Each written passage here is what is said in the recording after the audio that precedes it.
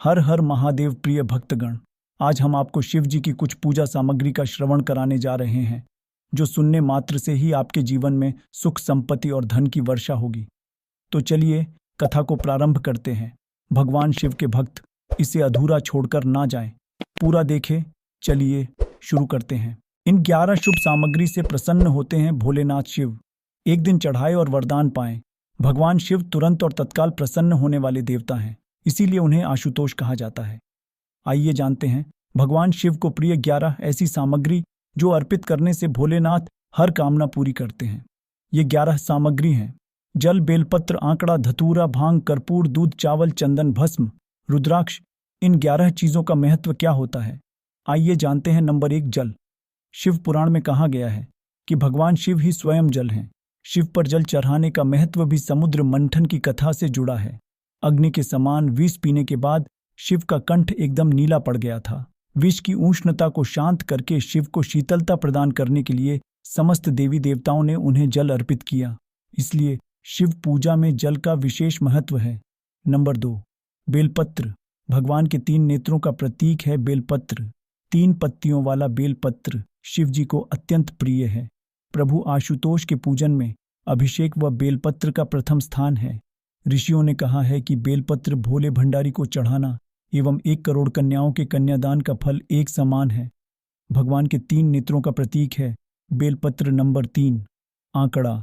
शास्त्रों के मुताबिक शिव पूजा में 1 आंकड़े का फूल चढ़ाना सोने के दान के बराबर फल देता है।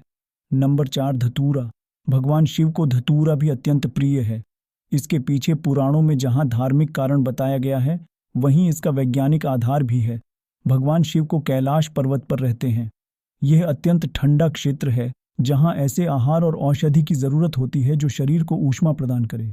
वैज्ञानिक दृष्टि से धतूरा सीमित मात्रा में लिया जाए तो औषधि का काम करता है और शरीर को अंदर से गर्म रखता है, जबकि धार्मिक दृष्टि से इसका कारण देवी भागवत पुराण में बताया गया है। इस पुराण के अनुसार शिव जी ने जब सागर मंथन से निकले हल्लाहल विष को पी लिया, तब वह व्याकुल होने लगे। तब अश्विनी कुमारों ने भांग, धतूरा, बेल आदि औषधियों से शिव जी की व्याकुलता दूर की। उस समय से ही शिव जी को भांग धतूरा प्रिय है। शिवलिंग पर केवल धतूरा ही न चढ़ाएं, बल्कि अपने मन और विचारों की कड़वाहट भी अर्पित करें। नंबर 5, भांग। शिव हमेशा ध्यान मग्न रहते हैं। भांग ध्यान केंद्रित करने में मददगार होती है। इससे वे हमेशा परमानंद में रहते हैं। समुद्र मंथन में निकले विष का सेवन महादेव ने संसार की सुरक्षा के लिए अपने गले में उतार लिया। भगवान को औषधि स्वरूप भांग दी गई, लेकिन प्रभु ने हर कड़वाहट और नकारात्मकता को आत्मसात किया, इसलिए भांग भी उन्हें प्रिय है। भगवान शिव को इस बात के लिए भी जाना जाता है कि इस संसार में व्याप्त हर बुराई और हर नकारात्मक चीज को अपने भीतर ग्रहण कर लेते हैं और अपने भक्तों की विष से रक्षा करते हैं। नंबर 6, कपूर। भगवान शिव का प्रिय मंत्र है कर्पूर गौरम करुणावतारम, यानी जो कपूर के समान उज्ज्वल है। कपूर की सुगंध वातावरण को शुद्ध और पवित्र बनाती है। नंबर 7, दूध। श्रावण मास में दूध का सेवन निषेध है।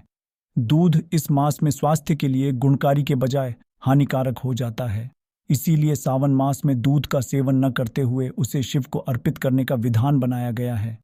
नंबर 8, चावल। चावल को अक्षत भी कहा जाता है और अक्षत का अर्थ होता है जो टूटा न हो।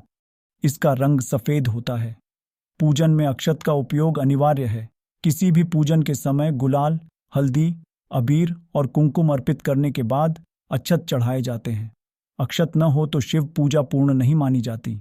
यहाँ तक कि पूजा में आवश्यक कोई सामग्री अनुपलब्ध हो तो उसके एवज में भी चावल चढ़ाए जाते हैं। नंबर 9, चंदन। चंदन का संबंध शीतलता से है। भगवान शिव मस्तक पर चंदन का त्रिपुंड लगाते हैं। चंदन का प्रयोग अक्सर हवन में किया जाता है और इसकी खुशबू से वातावरण और खिल जाता है। यदि शिव जी को चंदन चढ़ाया जाए तो इससे समाज में मान सम्मान, यश बढ़ता है। नंबर 10, भस्म। इसका अर्थ पवित्रता में छिपा है।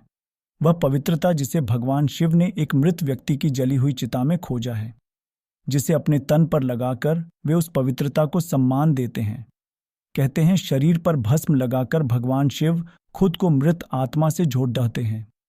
उनके अनुसार मरने के बाद मृत व्यक्ति को जलाने के पश्चात बची हुई राख में उसके जीवन का कोई कण शेष नहीं रहता, ना उसके दुख, ना सुख, ना कोई बुराई, और ना ही उसकी कोई अच्छाई बचती है।